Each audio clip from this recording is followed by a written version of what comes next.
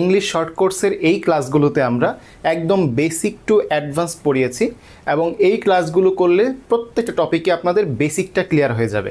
আপনারা যদি চান এই টপিকগুলোর উপর এক্সট্রা কোয়েশ্চেন সলভিং ক্লাস, তাহলে আপনারা এই কোর্সটাতে এনরোল করতে পারেন। এই কোর্সটা ইংলিশ মাস্টার কোর্সে আমরা মাস্টার বইয়ের প্রত্যেকটা প্রশ্ন যেমন বেসিক থেকে বুঝিয়ে দিয়েছি, একইভাবে প্রত্যেকটা প্রশ্ন 4টা অপশন ধরে ধরে সলভ করে দিয়েছি। সাপোজ মনে করেন আপনি যদি নাউন প্রশ্ন সলভ করেন, নাউনের ক্ষেত্রে যদি 200 প্রশ্ন থাকে, আমরা 200 প্রশ্নই হচ্ছে সলভ করে দিয়েছি। এরকম মাস্টার বইয়ের প্রত্যেকটা গ্রামার এবং ভোকাবুলারি যদি কোয়েশ্চেন সলভিং ক্লাস চান, তাহলে এই বেসিক ক্লাসগুলোর পর আপনারা চাইলে এই কোর্সটায় এনরোল করতে পারেন।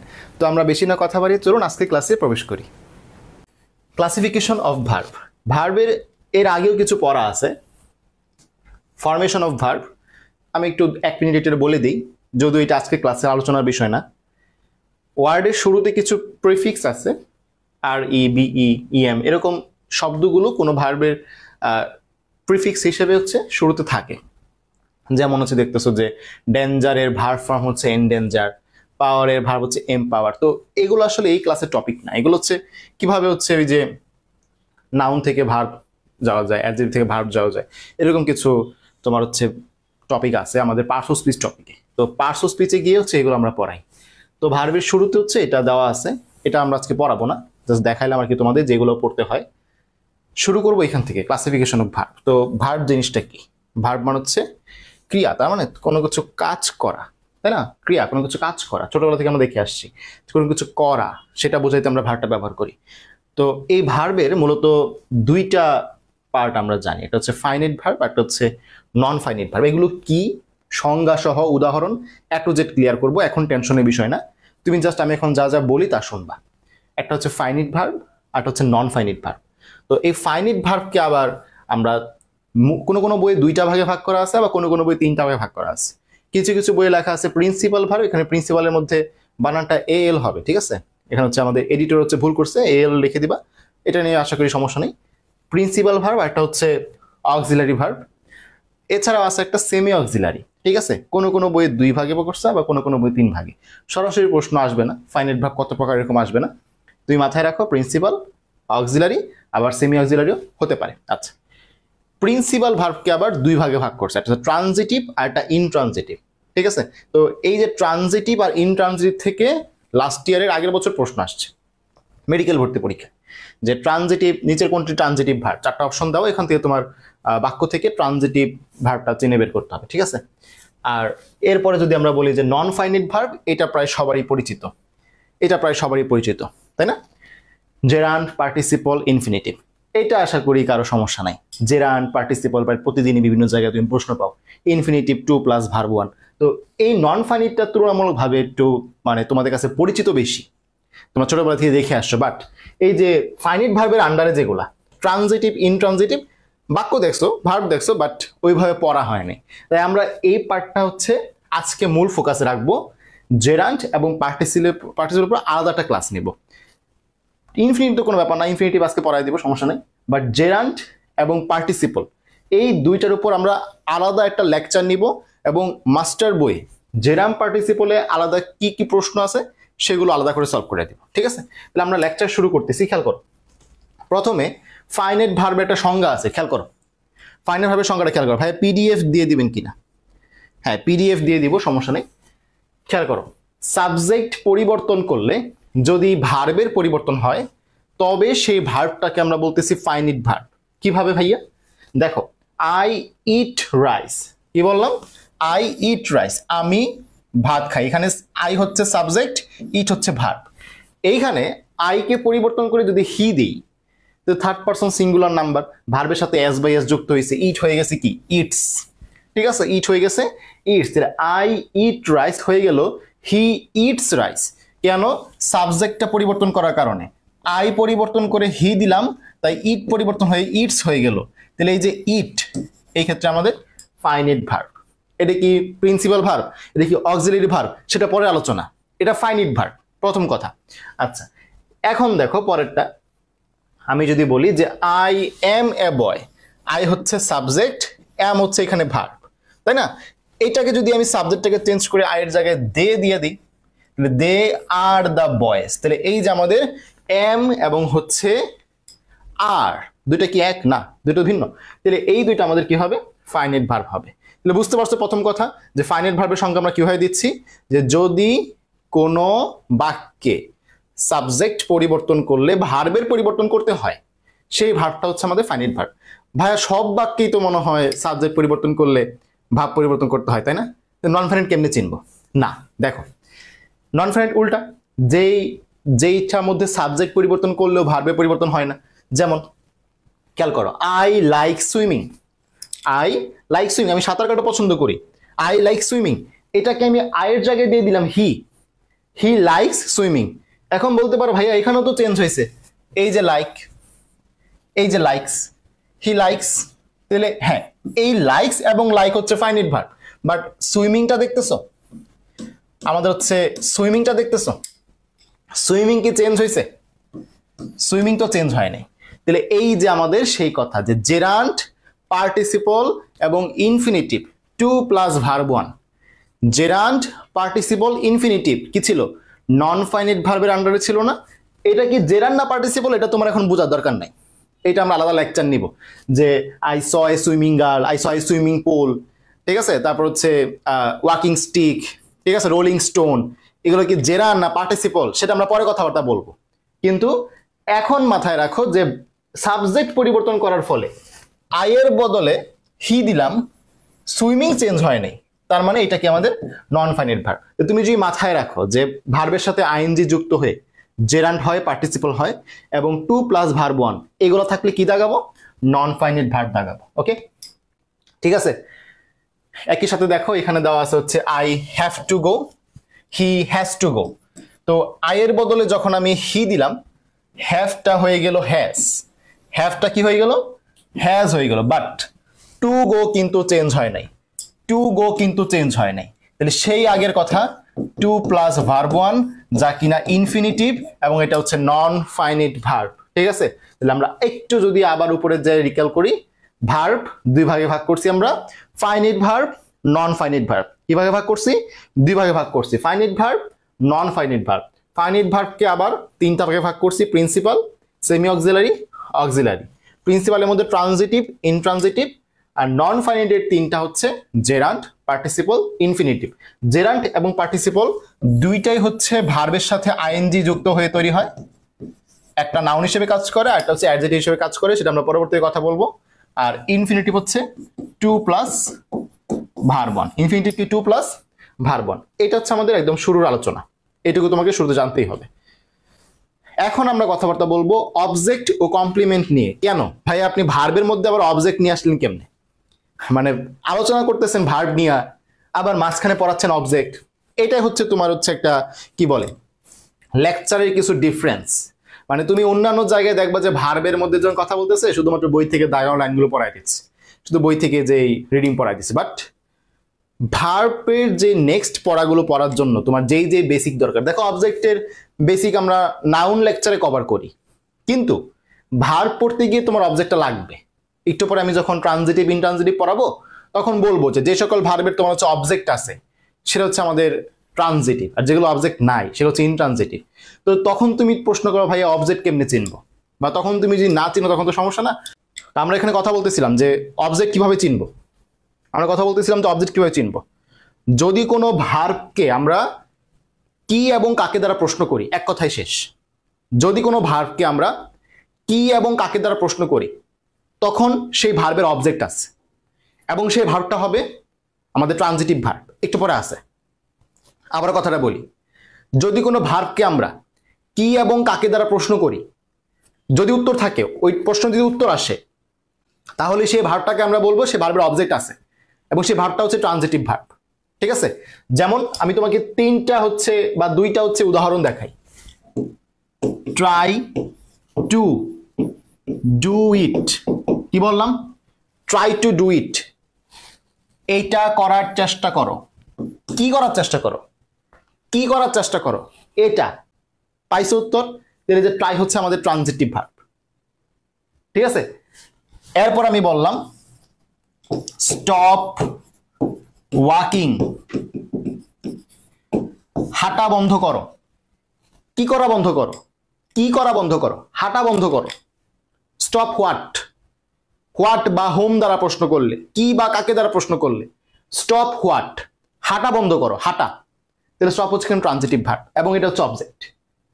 এখন প্রশ্ন হচ্ছে ভাইয়া অবজেক্টের জায়গায় কে কে বসতে পারে, একটা অবজেক্টের জায়গায় কে কে বসতে পারে? তো মাথায় রাখবা অবজেক্টের পজিশনে নাউন বসতে পারে, যেটা আমরা বেশিরভাগ সময় দেখে থাকি যে অবজেক্টের পজিশনে নাউন বসে থাকে। প্রোনাউন বসতে পারে, ইট, হি, শি, দে, প্রোনাউন বসতে পারে। এরপরে হচ্ছে নাউন ফ্রেজ বসতে পারে, এটা নাউনের সাথে কোনোটা কিছু যুক্ত হয়ে, পজিটিভ যুক্ত হচ্ছে, পজিটিভ যুক্ত হয়ে বা কোনো কিছু যুক্ত হয়ে নাউনের সাথে কিছু একটা যুক্ত, তাকে আমি বলতেছি নাউন ফ্রেজ। অথবা ভার্ব প্লাস আইএনজি রূপে জেরান্ড বসতে পারে, জেরান্ড বসতে পারে একটা বাক্যে অবজেক্টের পজিশনে। ভাইয়া একটু আবার বলেন, মাত্র জয়েন করলাম। ওকে, বলতেছি অবজেক্ট কিভাবে চিনব? ভার্বকে যখন কি অথবা কাকে দ্বারা প্রশ্ন করে উত্তর পাবো সেই ভার্বের অবজেক্ট আছে এবং সেই ভার্বটা হবে ট্রানজিটিভ ভার্ব। অবজেক্টের জায়গায় কে কে বসতে পারে? নাউন বসতে পারে, প্রোনাউন বসতে পারে। নাউন তো চিনোই, যে কোনো কিছুর নাম। প্রোনাউন কোনগুলা? He, she, they, it. Noun phrase, নাউনের সাথে কিছু একটা যুক্ত হয়ে নাউন ফ্রেজ। অথবা ভার্ব প্লাস আইএনজিও বসতে পারে জেরান্ট হিসেবে, যেমন একটু আগে বললাম স্টপ ওয়াকিং। একটু আগে কি বলছিলাম? মনোযোগ দাও সবাই। Stop walking, stop what, stop what, কি স্টপ? হাঁটা স্টপ কর। তাহলে এই যে ভার্বের সাথে আইএনজি জেরান্ট রূপে ব্যবহৃত হয়েছে বাক্যের শেষে, এটা অবজেক্ট। নাউন হিসেবে বসতে পারে, প্রোনাউন বসতে পারে। তাহলে যখন একটা বাক্যে আমরা অবজেক্ট পাবো ভার্বের, সেই ভার্বটার নাম হবে ট্রানজিটিভ ভার্ব। এবং অবজেক্ট কিভাবে চিনবো আশা করি বুঝতে পারছো। উদাহরণ দেখো, they play football, they play what, তারা কি খেলে? তারা ফুটবল খেলে, এটা অবজেক্ট। তাহলে এই প্লে হচ্ছে ট্রানজিটিভ ভার্ব। টিভি লিখলাম, টিভি মানে ট্রানজিটিভ ভার্ব। বুঝতে পারছো কিনা? Birds fly in the sky, খেয়াল করো, birds fly in the sky. আমি যদি প্রশ্ন করি পাখি কি উড়ে, উত্তর পাইছো? না, মিলে নাই তো। Birds fly in the sky, পাখি কি উড়ে, এটা কিছু হইলো? হইলো না তো। বরং আমি যদি প্রশ্ন করি পাখি কোথায় উড়ে, birds fly where in the sky, তাহলে আমি হোয়ার দিয়ে প্রশ্ন করে উত্তর পাইছি, তাহলে এটা তো অবজেক্ট না। এটা অবজেক্ট না, এটা অ্যাডভার্বিয়াল ফ্রেজ। কোন একটা প্লেস বুঝাইতে, স্থান বুঝাইতে, সেটা হচ্ছে অ্যাডভার্ব হিসেবে ব্যবহৃত হয়, তাহলে অ্যাডভার্বিয়াল ফ্রেজ। তাহলে বার্ডস ফ্লাই হোয়াট মিলা নাই, বার্ডস ফ্লাই হোয়ার মিলছে, তার মানে এইটা অবজেক্ট না। তাহলে এই ভার্বটা, ফ্লাইটা ট্রানজিটিভ ভার্ব হবে না, এটা হবে ইনট্রানজিটিভ ভার্ব। তাহলে আমি কিন্তু ট্রানজিটিভ ইনট্রানজিটিভ পড়ানোর আগে কিছু অংশ তোমাদের পড়াই দিচ্ছি, অবজেক্ট পড়ানোর সাথে সাথে কিন্তু পড়াই দিচ্ছি, খেয়াল করো। এটা কিন্তু অবজেক্ট না। আবার দেখো, হি ওয়েন্ট হোম, সে কি গেছে, মিলছে? সে কাকে গেছে? বলছিলাম ভার্বকে কি এবং কাকে দ্বারা প্রশ্ন করবা, ভার্বকে কি এবং কাকে দ্বারা প্রশ্ন করবা, যদি উত্তর পাও সেটা হচ্ছে কি? অবজেক্ট। হি ওয়েন্ট হোয়াট মিলছে না, বরং আমি যে বলি হি ওয়েন্ট হোয়ার, কোথায় গেছে? বাসায় গেছে, তার মানে এই হোমটা হচ্ছে এখানে অ্যাডভার্ব হবে, এটা কিন্তু অবজেক্ট হবে না, এটা কিন্তু অবজেক্ট হবে না। এই ওয়েন্ট এখানে কি? ইনট্রানজিটিভ ভার্ব, ট্রানজিটিভ ভার্ব কিন্তু না। বুঝতে পারছো? কিছু কিছু বুঝতেছো, কিছু কিছু বুঝলি হবে, সামনে আরো বেসিক আছে। ওকে, এই কথাটা বুঝতে পারছো? এখন হচ্ছে কমপ্লিমেন্ট। অবজেক্ট চিনছো, কোনো ভার্বের অবজেক্ট কেমনে চিনবা বুঝতে পারছো, কি এবং কাকে দ্বারা প্রশ্ন করবা। কমপ্লিমেন্ট দেখো, কমপ্লিমেন্ট অর্থ পরিপূরক। যখন কোনো ওয়ার্ডের সত্তা সাবজেক্ট বা অবজেক্টের সত্তার সাথে মিলে যায় তখন তাকে কমপ্লিমেন্ট বলে। সংজ্ঞা তো বুঝলাম, সত্তা আবার কি? দেখো, দিস ইজ টি, দিস হচ্ছে সাবজেক্ট, দিস হচ্ছে সাবজেক্ট, টি হচ্ছে অবজেক্ট।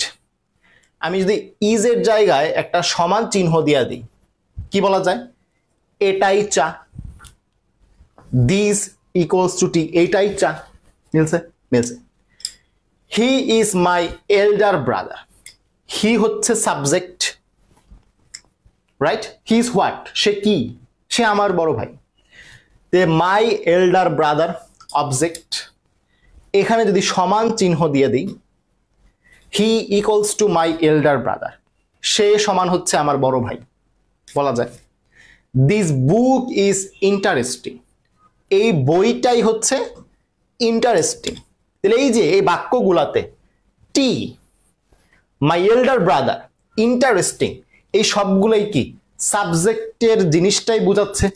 যেটাই দিস বুক সেটাই ইন্টারেস্টিং, যেটাই হি সেটাই মাই এল্ডার ব্রাদার, যেটাই দিস সেটাই টি, রাইট? যেটাই দিস সেটাই টি, যেটাই দিস বুক সেটাই ইন্টারেস্টিং। সাবজেক্ট আর অবজেক্টের সত্তা সেম, জিনিসটা সেম, তাকে আমরা বলতেছি কমপ্লিমেন্ট বা পরিপূরক। এগুলো লাগবে সামনে বিভিন্ন বিভিন্ন ভার্ব চেনার জন্য, এই শব্দগুলো তোমাকে চিনতে হবে। এই পর্যন্ত ক্লিয়ার হলে আমাকে জানাও। তাহলে এখন আমি তোমাদের দেখাবো ট্রানজিটিভ এবং ইনট্রানজিটিভ ভার্বের মেইন যে পার্থক্য। যে ভার্বের অবজেক্ট থাকে তাকে ট্রানজিটিভ ভার্ব বলে, যে ভার্বের অবজেক্ট থাকে না তাকে ইনট্রানজিটিভ ভার্ব বলে। ফাদার লাভস মি, ফাদার কাকে লাভ করে? বলছিলাম ভার্বকে কি অথবা কাকে দ্বারা প্রশ্ন করে যদি উত্তর পাও তখন সেটা হবে অবজেক্ট। ফাদার লাভস হুম, কাকে ভালোবাসে, কাকে, আমাকে। ফাদার লাভস মি, তাহলে মি হচ্ছে অবজেক্ট, এবং যেহেতু এই ভার্বের অবজেক্ট আছে, লাভস হচ্ছে এখানে ট্রানজিটিভ ভার্ব। সহজ কথা লিখে ফেলো, হোয়াট অথবা হুম, বাংলায় বললে কি অথবা কাকে দ্বারা প্রশ্ন করে উত্তর পাইলে সেই ভার্বের নাম ট্রানজিটিভ ভার্ব।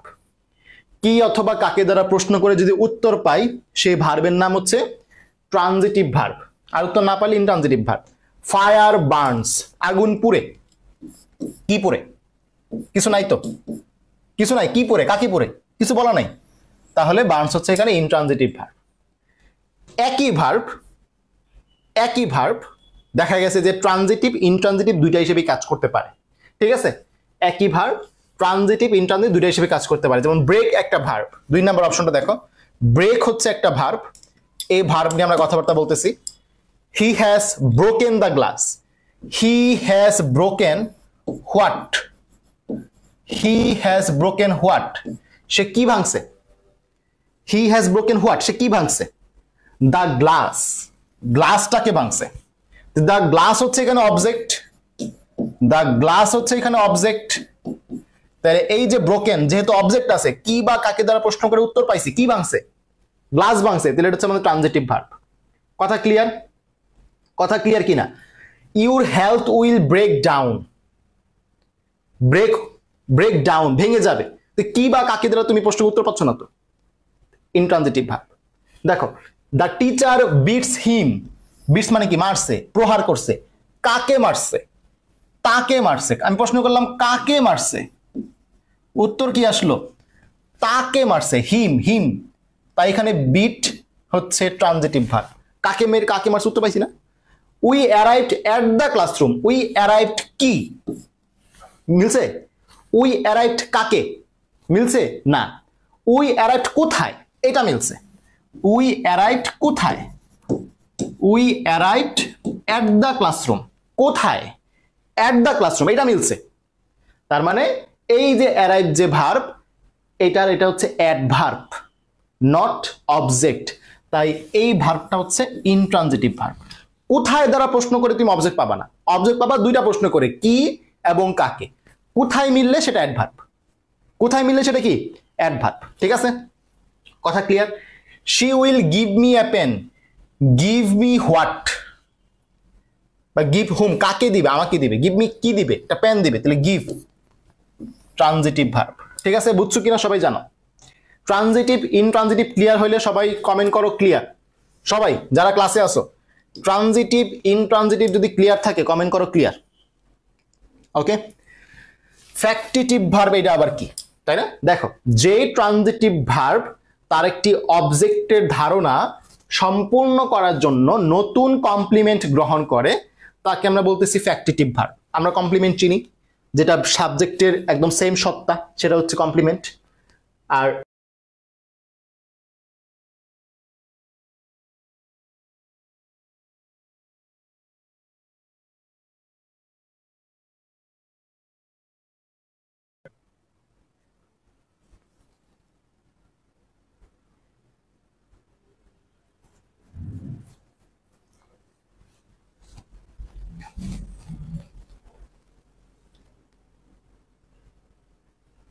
আসি আসি যায়নি, একটু নেট প্রবলেম করছিল। ঠিক আছে, ক্লিয়ার? তাহলে আমরা বলতেছি একটু নেট প্রবলেম করছিল, আসি, সমস্যা নেই। ফ্যাক্টিটিভ ভার্ব হচ্ছে একটা স্পেশাল ধরনের ট্রানজিটিভ ভার্ব, যেই ট্রানজিটিভ ভার্বে তার অবজেক্ট নতুন একটা কমপ্লিমেন্ট গ্রহণ করে। যেই ট্রানজিটিভ ভার্বে অবজেক্ট কি করে, নতুন একটা কমপ্লিমেন্ট গ্রহণ করে। যেমন আমি যদি শুধু এই কথাটা বলি যে উই ইলেক্টেড হিম, আমরা তাকে ইলেক্ট করছি বা নির্বাচিত করছি। কি নির্বাচিত করছি বলতে হবে না? ক্যাপ্টেন নির্বাচন করছো, প্রধানমন্ত্রী নির্বাচন করছো, চেয়ারম্যান নির্বাচন করছো, বলতে হবে না? We elected him chairman. হ্যাঁ, এখন ঠিক আছে। তাহলে এই যে ইলেক্ট হচ্ছে ভার্ব, উই ইলেক্টেড কাকে, তাকে, অবজেক্ট পাইছি, তার মানে transitive verb. But elected him কি, চেয়ারম্যান, এটা এক্সট্রা কমপ্লিমেন্ট নিতে হয়েছে, কারণ এই যে হিম, হিমটাই তো চেয়ারম্যান, হিমটাই তো চেয়ারম্যান। তাই এই কমপ্লিমেন্ট নেওয়ার কারণে এই ভার্বটা হয়ে গেল factitive verb. We made him captain, we made him what, captain. নতুন করে একটা কমপ্লিমেন্ট নিলাম, তাই মেডটা হয়ে গেল ফ্যাক্টিটিভ ভার্ব। ফ্যাক্টিটিভ ভার্ব চিনবা, তাহলে ইলেক্ট, মেড এরকম যে শব্দগুলো থাকে সেগুলো কি হয়, ফ্যাক্টিটিভ ভার্ব হয়। ঠিক আছে, বুঝতে পারছো? ফ্যাক্টিটিভ ভার্ব দিয়ে পরীক্ষা প্রশ্ন আসতে পারবা ইনশাআল্লাহ। ওকে, নেক্সট দেখো পজিটিভ ভার্ব, যে ভার্বের মাধ্যমে সাবজেক্ট অবজেক্টকে দিয়ে কাজ করিয়ে নেয় তাকে বলে পজিটিভ ভার্ব। এটাকে বলা হয় বাংলায় প্রযোজক ক্রিয়া। অবশ্যই বাংলা দ্বিতীয় পড়ার সময় পাইছিলা জীবনে কোনো না কোনো একবার। প্রযোজক ক্রিয়া, কাজ করিয়ে নেওয়া। যেমন সে আমার চুলটা কেটে দেয়। দেখো, I have my hair cut, আমি আমার চুলটা কাটায় এনেছি, তাই না? আমি আমার চুল কাটাই, আমি কিন্তু কাটি না। আমি যে বলি আই কাট মাই হেয়ার, তাহলে আমি আমার চুল কাটি হইল, চুল তো আমি কাটি না, চুল তো কাটে নাপিত। I have my hair cut, I have my hair cut. এই যে পজিটিভ ভার্ব, এই পজিটিভ ভার্বের কিছু উদাহরণ আছে। তুমি যদি এগুলো একটু মুখস্থ রাখো, তুমি বাক্যে দেখে চিনতে পারবা যে কোনটা কি কাজ করতেছে। Teach, show, feed, inform, remind, এগুলো দিয়ে আসলে কি বোঝায়, কাজ করে নেও। যেমন দেখো, I feed you rice, I feed you rice, আমি তোমাকে ভাত খাওয়াই। এই যে ফিড, আমি তোমাকে ভাত খাওয়াই, আমি যে বলি আই ইট রাইস মানে আমি ভাত খাই। কিন্তু যদি বলি আমি তোমাকে ভাত খাওয়াই, সেটা কি হবে, আই ফিড ইউ রাইস। কাজ করিয়ে নেওয়া, এই ফিডটা তখন কি হয়ে যাবে, পজিটিভ ভার্ব হবে। ঠিক আছে, এরকম আরো কিছু ভার্ব আছে, যেমন হচ্ছে let, make, help, get, have. এই ভার্বগুলো যখন বাক্যে অন্য ভার্বের সাথে বসে তখনই শুধুমাত্র এগুলো পজিটিভ ভার্ব হিসেবে ব্যবহৃত হয়। আবারও বলতেছি, এগুলা একা একা বসে পজিটিভ ভার্ব হবে না। এই ভার্বগুলো যখন বাক্যে অন্য ভার্বের সাথে বসে, let, make, help, get, have, পাঁচটা, তখন এগুলা পজিটিভ ভার্ব হিসেবে ব্যবহৃত হয়। এখানে আমি কিছু উদাহরণ দিচ্ছি, বুঝাই দিচ্ছি, খেয়াল করো, খেয়াল করো, এই রুলগুলো খেয়াল করো সবাই, এভরিওয়ান। এই জায়গাটা গুরুত্বপূর্ণ, ব্যক্তি বস্তুর কিছু প্যাচ আছে, খেয়াল করো। লেট এবং মেক এবং হেল্প, তিনটা। এরপরে যদি ব্যক্তি বা বস্তু যে কোনো কিছু থাকে, চিন্তা করার দরকার নেই, এক কথায় ভার্বের বেস ফর্ম বসায় দিব। আবার বলি, let, make, help, let, make, help, এই তিনটার পরে ব্যক্তি বা বস্তু যেই থাকুক, এরপরের ভার্বে বেস ফর্ম বসায় দিব। লেট হিম, ব্যক্তি বস্তু যাই হোক, বেস ফর্ম বসায় দিব, ডো দা ওয়ার্ক। আচ্ছা, গেটের পরে যদি বস্তু থাকে, ব্যক্তি থাকে, গেট, গেটের পরে যদি ব্যক্তি থাকে তখন বসাবো টু প্লাস ভার্ব ওয়ান। আর যদি বস্তু থাকে তখন বসাবো ভার্বের V3 ফর্ম। যেমন Morris got me to bring the bag, me ব্যক্তি, এই জন্য টু প্লাস ভার্ব ওয়ান। আর এই যে গেট, গট আছে, গেট গট তো সেম সেম ভার্ব, তো জাস্ট ফর্মটা আলাদা। গেট হোক, গট হোক, যেটাই হোক, ভার্ব তো গেট। এইটার পরে যদি বস্তু থাকে, মাইকার কোনো ব্যক্তি না, মাইকার তো বস্তু, এই জন্য এরপরে হবে V3 ফর্ম, রিপেয়ার্ড। কথা কি বুঝতেছো কিনা, কথা বলতে পারলাম কিনা? গেট এরপরে ব্যক্তি থাকলে হবে 2 প্লাস ভার্ব 1, বস্তু থাকলে হবে ভার্বের V3 ফর্ম। একই কথা হ্যাভ এর জন্য, হ্যাভ এর পরে যদি দেখো ব্যক্তি আছে তখন টুটা বাদ দিবা, শুধু ভার্ব 1 বসাবা, আর বস্তু থাকলে ওই গেটের মতোই V3। উদাহরণ দেখি, my mother had me, had কেন? হ্যাভ ভার্বের V3 ফর্ম, মেইন ভার্ব তো হ্যাভ, তাইলেই হবে। এখানে যেমন গেটের পরিবর্তে গট আসিল, এটা নিয়ে প্যারা নাই, গেট মেইন ভার্ব হইলেই হইল, এটার যেই ফর্মই বসুক রুল সেম, রুল সেম, যেই ফর্মই বসুক রুল সেম। ওকে, তাহলে হ্যাভের V3 form had, had me, had me, me কি ব্যক্তি না বস্তু? ব্যক্তি। তাহলে এরপরে কি বসবে? ভার্বের বেস ফর্ম, ড্রিঙ্ক হবে, টু ড্রিঙ্ক, ড্র্যাঙ্ক, এরকম কিছু হবে না। কথা বুঝাতে পারলাম? আরেকবার রিপিট করি, late make help, let make help, এরপরে যাই থাকুক ব্যক্তি বস্তু যাই থাকুক অলওয়েজ ভার্বের বেস ফর্ম। গেট এবং হ্যাভের মধ্যে ভিন্নতা আছে, গেটের পরে বস্তু থাকলে হবে V3, ব্যক্তি থাকলে হবে 2 প্লাস ভার্ব 1, হ্যাভের পরে ব্যক্তি থাকলে হবে V1 আর বস্তু থাকলে হবে V3। কথা ক্লিয়ার? এগুলো মুখস্থ রাখতে হবে, প্র্যাকটিস করতে হবে, আমি মাস্টার বই থেকে প্র্যাকটিস করে দেখাই দিব। ঠিক আছে, ক্লিয়ার? ক্লিয়ার। এরপরে আমরা পড়ব হচ্ছে কগনেট ভার্ব। কগনেট ভার্ব, যদি কোনো ভার্ব এবং ওই ভার্বের অবজেক্ট একই মূল থেকে আসে, তুমি দেখলেই বুঝবা। রেস, রান, দৌড়ানো, মানুষ কি করে? দৌড় দৌড়ায়। স্লিপ, স্লিপড, দেখছো? মানে যদি কোনো ভার্বের অবজেক্ট এবং ভার্ব, স্লিপ হচ্ছে ভার্ব, তাই না? আই স্লিপড, স্লিপ তো ভার্ব, সাউন্ড স্লিপ, স্লিপ হচ্ছে অবজেক্ট।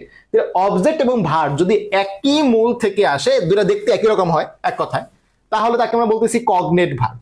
ঠিক আছে, এবং তার অবজেক্টকে বলা হয় কগনেট অবজেক্ট। যদি কখনো প্রশ্ন আসে যে নিচের কোন বাক্যটিতে কগনেট অবজেক্ট আছে, যদি প্রশ্ন করতে পারে নিচের কোন বাক্যটিতে কগনেট অবজেক্ট আছে, তখন তুমি এভাবে আনসার করবা। ঠিক আছে, দুটো দেখতে একরকম।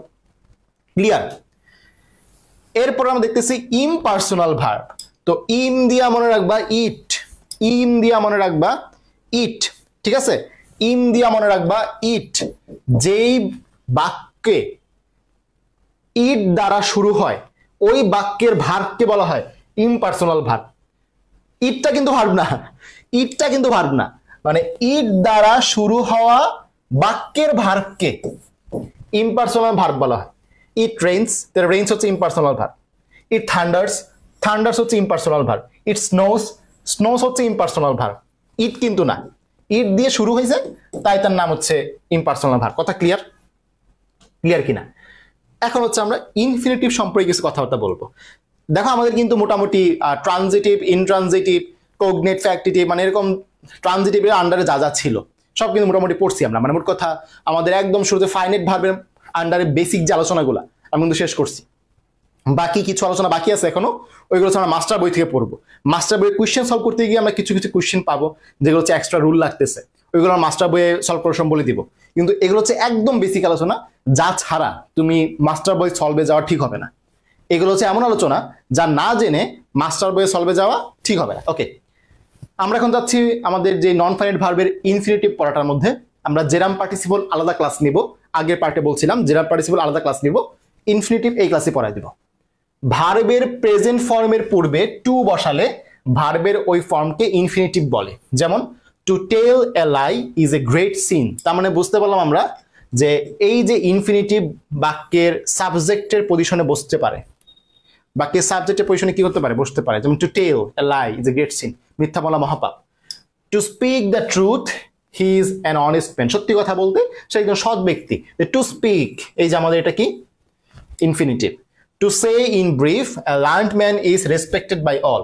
টু সে, এই যে ইনফিনিটিভ। ঠিক আছে, ওকে।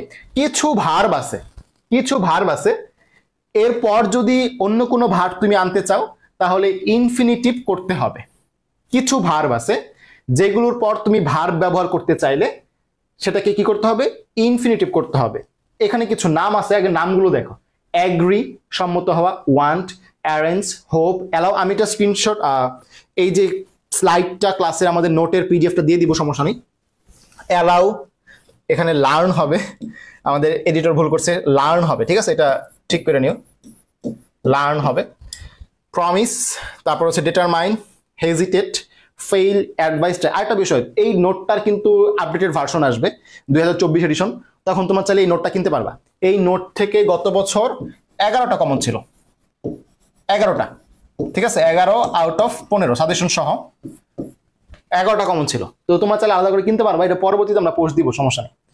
এই যে ভার্বগুলো দেখতেছো, এদের পরে যদি আরেকটা তুমি ভার্ব আনতে চাও, কিছু ভার্ব আছে যেগুলোর পর যদি তুমি আরেকটা ভার্ব আনতে চাও, তাহলে সেটা কি করতে হবে, ইনফিনিটিভ করতে হবে। মানে এই ভার্বগুলোর পরে আরেকটা ভার্ব যদি আনতে চাও তখন ইনফিনিটিভ করতে হবে। এগুলো মুখস্থ রাখবা এবং মাস্টার বই থেকে আমরা দেখাই দিব কি কি প্রশ্ন আসে।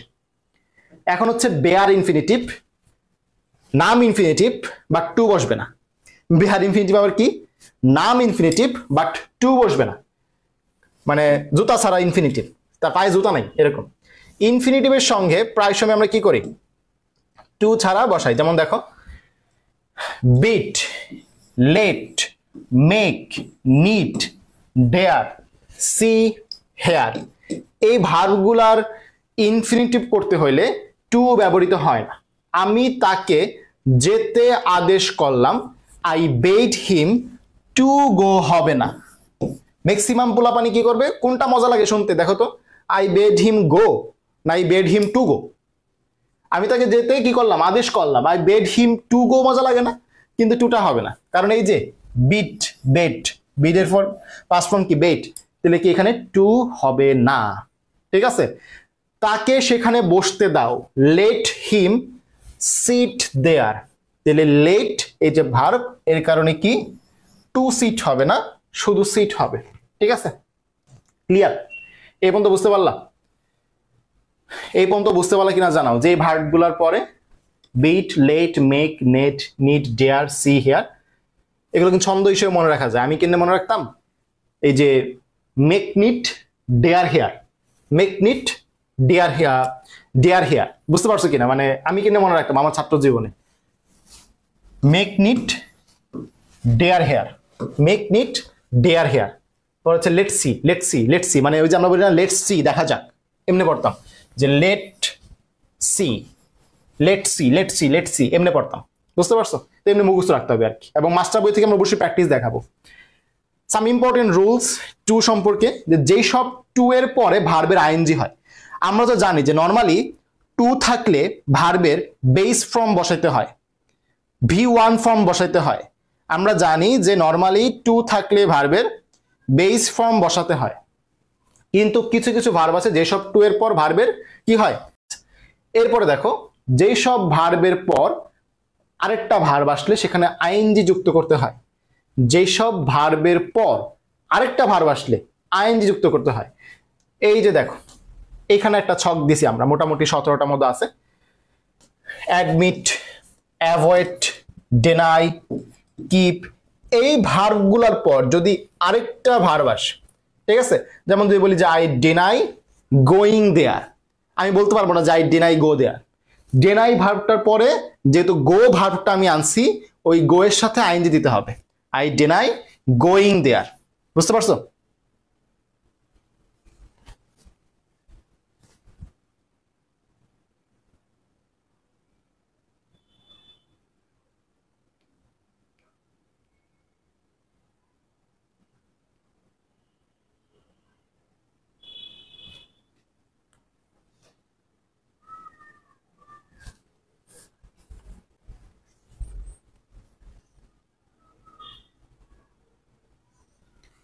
দেখো তো আমার কথা শুনতে পাচ্ছ কিনা?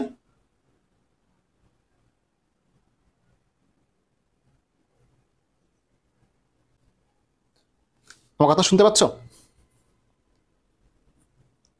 হ্যাঁ, নেট প্রবলেম হয়েছিল, নেট প্রবলেম হয়েছিল। এখন শুনতে পাচ্ছ কিনা? আজকে লেকচারে বেশি অংশ বাকি নেই, আমরা হচ্ছে থিওরি ক্লাসের শেষের দিকে আছি। জেরাম পার্টিসিপল আলাদা পড়াবো, তো সমস্যা নেই। এখন ঠিক আছে, ওকে, ঠিক আছে। ওকে, দেখো তাহলে এই যে কি বললাম যে আই ডেনাই গোয়িং দেয়ার, মানে আমি সেখানে যেতে অস্বীকার করলাম বা আমি সেখানে যেতে চাইলাম না। ডেনাই এর পরে যখন আমি গো ভার্বটা আনলাম, আমি এটা বলতে পারবো না যে আই ডেনাই গো দেয়ার, কারণ ডেনাই এর পরে গো আনলে সাথে আইএনজি যুক্ত করতে হবে। একইভাবে কিপ রাখলে ফিনিশ, ঠিক আছে, ফাইন্ড, আন্ডারস্ট্যান্ড, ঠিক আছে, ডিসকাস, এই ভার্বের পরেই যদি একটা ভার্ব আনতে চাই, সেই ভার্বে কি করতে হবে?